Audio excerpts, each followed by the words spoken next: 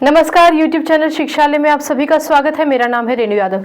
Periodic classification of elements में एक NCERT का सवाल है जो आपसे कहता है कि मॉडर्न पीरियोडिक टेबल में कैल्शियम का एटॉमिक नंबर 20 है और ये कैल्शियम बहुत सारे और एलिमेंट्स से घिरा हुआ है। वो एलिमेंट्स के एटॉमिक नंबर है 12, 19, 21 और 38, ठीक है ना, 38।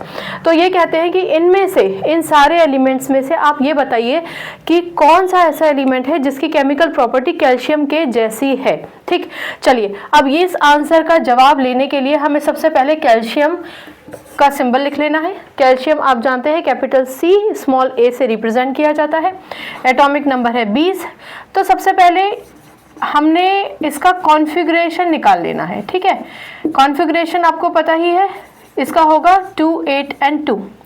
ठीक, 2, 8, 8 and 2, 8 और 8 16, 17, 18, 19, 20, 2, 8, 8 and 2। कभी भी आप इलेक्ट्रॉनिक कॉन्फ़िगरेशन लिखते हैं ना, एक बार दोबारा से स्क्रूटनाइज कर लीजिए, उसको रीचेक कर लीजिए कि हबड़ दबड़ में आप गड़बड़ तो नहीं कर रहे हैं, जैसे अभी हमने कर दिए थे। चलिए, अब आपने कैल्शियम का एटॉमिक नंबर लिखने के बाद ये तो समझ में आ ही गया होगा आपको कि इसका जो वैलेंस शेल है, जो आउटरमोस्ट शेल होता है ना, उसको वैलेंस शेल कहते हैं। इसके वैलेंस शेल में total number of valence electrons हमारे पास 2 हैं। ठीक है, यानी वो एलिमेंट जिसके आउटरमोस्ट शेल में 2 इलेक्ट्रॉन होंगे, इनमें से, इन सब में से, वो कैल्शियम के बहुत ही ज़्यादा करीब होगा फिजिकल और केमिकल प्रॉपर्टीज सिमिलैरिटी के मामले में। ठीक, तो अब हमें नेक्स्ट स्टेप क्या करना है, इन सब एटॉमिक नंबर को नीचे लिख लीजिए। इनमें से किसी भी एलिमेंट का सिंबल लिखने की हमें ज़रूरत नहीं है। हमारा काम है कि इनका कॉन्फ़िगरेशन लिखें और कॉन्फ़िगरेशन लिखकर ये देखें कि इसके आउटरमोस्ट शेल में कितने इलेक्ट्रॉन्स रह गए हैं। जिसके भी आउटरमोस्ट शेल में 2 इलेक्ट्रॉन रह जाएंगे, वही कैल्शियम के सबसे ज्यादा क्लोज रहेगा in terms of physical and chemical properties. Right, मैं आपको याद दिलाना चाहती हूँ कि जब हम कॉन्फ़िगरेशन लिखते हैं KLMN, तो आपको पता है कि K शेल में मैक्सिमम 2 इलेक्ट्रॉन आ सकते हैं, L में 8 इलेक्ट्रॉन आ सकते हैं, M में 18 इलेक्ट्रॉन आ सकते हैं और जो N शेल है उसमें 32 इलेक्ट्रॉन्स आ सकते हैं। याद रखिए कि M शेल में मैक्सिमम 18 हैं, लेकिन मिनिमम 8 इलेक्ट्रॉन हो तब भी ये स्टेबल होता ही है। ठीक है, पर अगर किसी एलिमेंट में ऐसी संभावना हो रही है कि M को पूरे 18 इलेक्ट्रॉन मिल जाएं तो दे दीजिए। सिमिलरली N में टोटल अगर 32 इलेक्ट्रॉन है तो ऑक्टेट एकदम बढ़िया कंप्लीट है, नहीं तो इसकी भी मैक्सिमम अगर रिक्वायरमेंट 32 इलेक्ट्रॉन की है तो मिनिमम रिक्वायरमेंट 8 इलेक्ट्रॉन की इसमें भी होती ही है।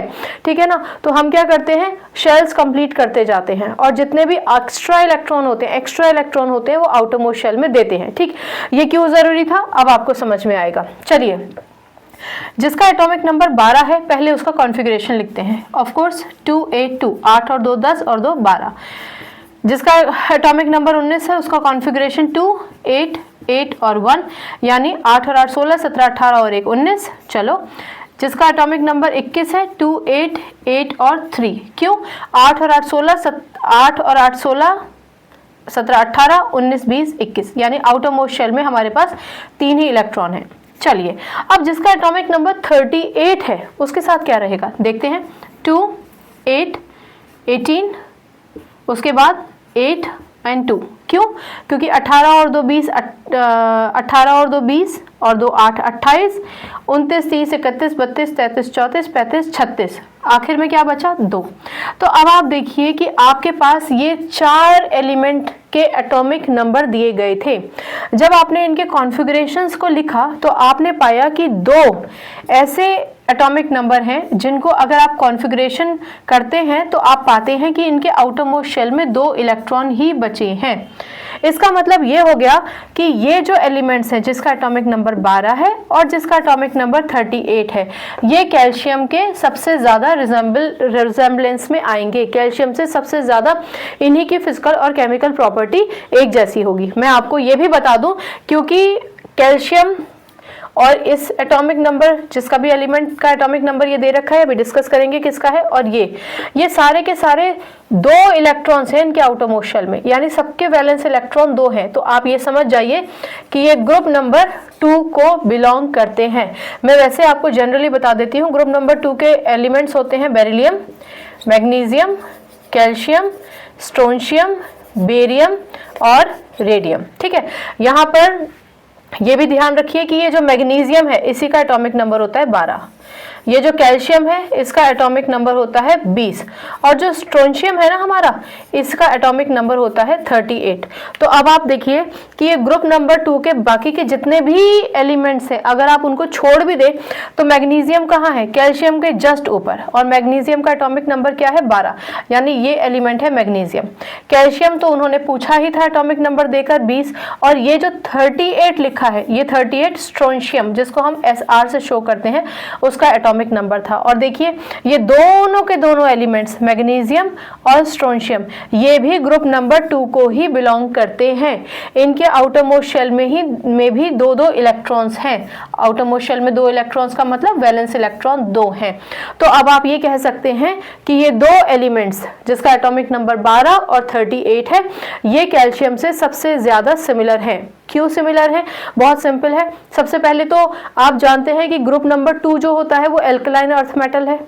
तो आप अगर ये याद नहीं भी रख पाते हैं कि एल्कलाइन अर्थ मेटल बोलते हैं, तो आप ये कह सकते हैं कि ये सारे के सारे एलिमेंट्स ग्रुप नंबर 2 को बिलोंग करते हैं। ये पहली सिमिलैरिटी। इन सबके पास आउटर मोस्ट शेल में 2 इलेक्ट्रॉन है, यानी सबके वैलेंस इलेक्ट्रॉन बराबर हैं 2, ठीक है ना। उसके अलावा अगर आप देखें तो कैल्शियम, मैग्नीशियम और स्ट्रोंशियम ये तीनों के तीनों सिल्वर व्हाइट कलर के होते हैं, थोड़ा सा शाइनी सिल्वर व्हाइट कलर के होते हैं, ठीक। इसके अलावा आप देखेंगे कि ये भी इसकी जो कंडक्टिविटी है वो हाई है, इसकी कंडक्टिविटी भी हाई है, इसकी कंडक्टिविटी भी हाई है, यानी कंडक्ट करते हैं, इलेक्ट्रिसिटी को कंडक्ट कर सकते हैं। क्या रीजन है? रीजन है इनके पास ये एक्स्ट्रा इलेक्ट्रॉन्स होते हैं। हालांकि इनमें जो कंडक्ट करने की प्रबलता होगी, वेरिएशन होगा इन सब में, कोई ज्यादा इलेक्ट्रिसिटी कंडक्ट करेगा, थर्मल कंडक्टिविटी किसी में ज्यादा होगी, किसी में कम होगी, पर करेंगे, ठीक है ना। तो वो एक तरीके की सिमिलैरिटी हो गई ना। तो ये हो गया आपका सिमिलैरिटी कैल्शियम, स्ट्रोंशियम और मैग्नीशियम के बीच का, ठीक। बाकी के सारे एलिमेंट्स वाटर से भी रिएक्ट करते हैं, ऑक्सीजन से भी रिएक्ट कर सकते हैं, हाइड्रोक्साइड भी बनाएंगे, ऑक्साइड भी बनाएंगे। उतना गहराई में जाने की हमें जरूरत है नहीं इस समय 10th स्टैंडर्ड में। 10th स्टैंडर्ड में बस इतना समझ लीजिए कि आपको एलिमेंट्स के एटॉमिक नंबर दिए गए, आपने सिर्फ उनका कॉन्फ़िगरेशन लिखा। कितना सिंपल तरीका है ना फाइंड आउट करने का।